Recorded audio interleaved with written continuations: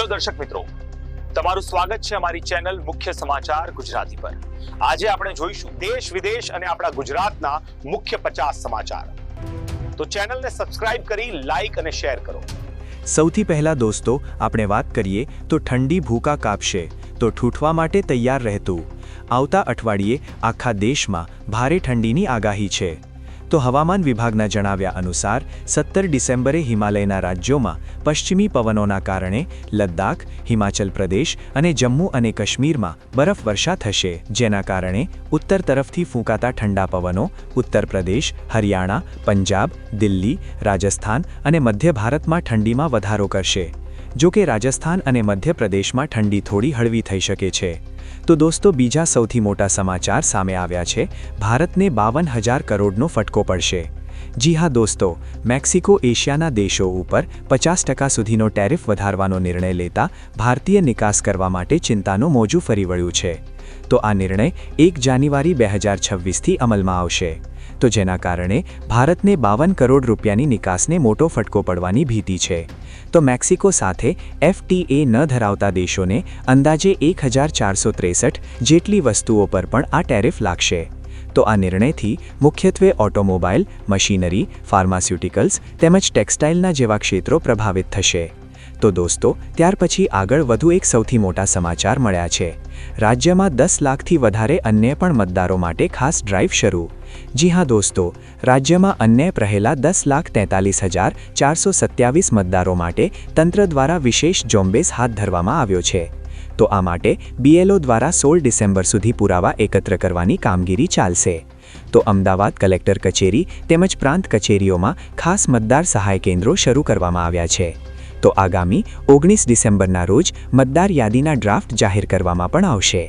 ત્યાર પછી દોસ્તો આ સિવાયના બીજા સમાચારની ઝડપથી વાત કરવામાં આવે તો PM મોદીએ કહ્યું કે માનવતા ઉપર મોટો હુમલો તો ભારત હંમેશા ઓસ્ટ્રેલિયાની સાથે છે। જી હા દોસ્તો, ઓસ્ટ્રેલિયાના સિડની સ્થિત બોન્ડી બીચ ઉપર હનુકા સમારોહ દરમિયાન થયેલી ગોળીબારમાં ઘટનામાં 12 લોકોના મૃત્યુ થયા છે। તો આ આતંકી હુમલા ઉપર ભારતના પ્રધાનમંત્રી નરેન્દ્ર મોદીએ ઊંડો શોક વ્યક્ત કર્યો હતો અને તેમણે કહ્યું કે આ માનવતા ઉપરનો હુમલો છે। તો PM મોદીએ મૃતકોના પરિવારો પ્રત્યે સંવેદના પણ વ્યક્ત કર્યા અને કહ્યું કે આ દુઃખદ ઘડીમાં ભારત ઓસ્ટ્રેલિયાની જનતા સાથે સંપૂર્ણ મજબૂતીથી ઊભું છે। તો દોસ્તો બીજા સૌથી મોટા સમાચાર સામે આવ્યા છે। 111 સેલ કંપનીઓ થકી રૂપિયા 1,000 કરોડની હેરાફેરી થઈ। જી હા દોસ્તો, દેશમાં વધી રહેલા સાયબર ક્રાઇમના પગલે CBI કર્ણાટક અને ગુજરાત સહિત 27 સ્થળોએ દરોડા પાડીને કાર્યવાહી કરી છે। તો તપાસમાં રૂપિયા 1,000 કરોડથી વધુની રકમોની હેરાફેરી થઈ હોવાનો અને એક જ ખાતામાંથી રૂપિયા 152 કરોડ ટ્રાન્સફર થયા હોવાનો ખુલાસો થયો છે। તો આરોપીઓ નકલી રોકાણ પોન્જી સ્કીમ તેમજ ઓનલાઈન ગેમિંગ અને પાર્ટ ટાઈમ જોબના બહાને ઠગાઈ આચરતા હતા। તો CBIએ 17 આરોપીઓ સામે ચાર્જશીટ પણ દાખલ કરી છે। તો દોસ્તો ત્યાર પછી આગળ વધુ એક સૌથી મોટા સમાચાર મળ્યા છે। મલ્લિકાર્જુન ખડગેનું મોટું નિવેદન, કહ્યું કે કોંગ્રેસે આઝાદી અપાઈ તો મોદી જન્મ્યા પણ ન હતા। જી હા દોસ્તો, મલ્લિકાર્જુન ખડગેએ કહ્યું કે માત્ર કોંગ્રેસની વિચારધારા જ દેશને બચાવી શકે છે। તો રાહુલ દેશ માટે લડી રહ્યા છે તો આપણે તે લડાઈને મજબૂત બનાવવી જોઈએ અને જો તમે તે વિચારોને મજબૂત નહીં કરો તો તે તમારું નુકસાન થશે। તો દેશને બચાવવો હોય તો પોતાના માટે લડો। તો મનુસ્મૃતિની પણ વિચારધારા દેશનો નાશ કરશે। તો હિન્દુત્વના નામે તેઓ તેને ગુલામ રાખવા માંગે છે। તો કોંગ્રેસે આપણને આઝાદી પણ અપાવી ત્યારે મોદીનો પણ જન્મ ન થયો હતો તેવું પણ તેમણે જણાવ્યું હતું। તો દોસ્તો બીજા સૌથી અગત્યના સમાચાર સામે આવ્યા છે। વધારાના ટેરિફથી સંબંધોને નુકસાન થશે। જી હા દોસ્તો, મેક્સિકોએ 2026ની અનેક ભારતીય ઉત્પાદનો ઉપર 50%નો ટેરિફ લગાડવાની જાહેરાત કરી છે। તો ભારત સરકારે કડક પ્રતિક્રિયા આપતા કહ્યું કે ભારત ભારતીય નિકાસ કરવાના હિતોનું રક્ષણ કરવા માટે જરૂરી પગલાં લેવાનો અધિકાર અનામત રાખે છે।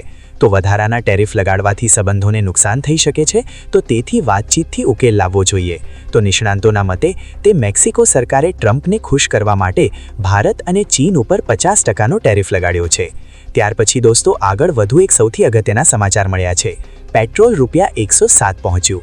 જી હા દોસ્તો, તેલ કંપનીઓએ 14 ડિસેમ્બર 2025ના રોજ એટલે કે ગઈકાલે પેટ્રોલ અને ડીઝલના નવા ભાવ જાહેર કર્યા છે। તો આંતરરાષ્ટ્રીય બજારમાં ક્રૂડ ઓઇલના ભાવ તેમજ ટેક્સના આધારે નક્કી થયેલા આ દરો સામાન્ય માણસના બજેટ ઉપર અસર કરશે। તો નવી યાદી અનુસાર નવી દિલ્હીમાં પેટ્રોલ રૂપિયા 94.72 છે, જ્યારે અમદાવાદમાં પેટ્રોલનો ભાવ ₹94.49 અને સુરતમાં ₹95 પ્રતિ લિટરે છે. તો સૌથી મોંઘું ઈંધણ હૈદરાબાદમાં, જ્યાં પેટ્રોલના ₹107.46 પ્રતિ લિટર છે. ત્યારબાદ દોસ્તો ફટાફટ આગળના બીજા સમાચારની વાત કરવામાં આવે તો દિલ્હીમાં ગ્રાફ 4 લાગુ થયું તો AQI 50ને પાર પહોંચ્યો છે. જી હા દોસ્તો, રાષ્ટ્રીય રાજધાની દિલ્હીમાં વાયુ પ્રદૂષણ ખતરનાક સ્તરે પહોંચી ગયું છે. તો દિલ્હી NCRમાં ગઈકાલથી જ ગ્રાફ 4ના કડક નિયમો લાગુ કરાયા છે. તો ઘણા બધા વિસ્તારોમાં AQI અંક 500 સુધી પહોંચી ગયો છે. તો રોહિણીમાં 499 અને ભવાનામાં 498 જેવા ગંભીર આંકડાઓ નોંધાવે છે. તો આ ઝેરી હવાના કારણે લોકોને સવારે ઘરની બહાર ન નીકળવાની તેમજ બહાર જતી વખતે ફરજિયાત માસ્ક પહેરવાની પણ સલાહ આપવામાં આવી છે. તો દિલ્હીમાં હાલ શ્વાસ લેવો પણ મુશ્કેલ બન્યો છે. તો દોસ્તો બીજા સૌથી મહત્વપૂર્ણ સમાચાર સામે આવ્યા છે. રેલવે 2027ના ભરતીનું કેલેન્ડર બહાર પાડ્યું. જી હા દોસ્તો, રેલવે ભરતી બોર્ડ એટલે કે RRBએ 2026માં યોજાનારી વિવિધ ભરતી પરીક્ષાઓ માટે કામચલાઉ પરીક્ષાનું કેલેન્ડર બહાર પાડ્યું છે.